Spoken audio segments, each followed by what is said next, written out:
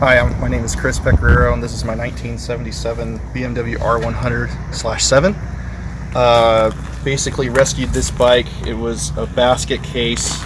Everything's been redone, the transmission, the motor. It has a Siebenrock kit, LED lights, Mac exhaust with MGO tips, and coated everything in Cerakote, ceramic coating. And it's my pride and joy, my forever bike. And it's pretty fast. Any tips for anybody who's got this bike? I would say check your valves and check your carburetors to make sure that they're intact, because that will be the biggest issues that you'll have with this bike if you don't address those problems. The best thing about this bike is its reliability. Most of these bikes have 100,000 miles on them, and you can get right on them and they start right up and they just go forever.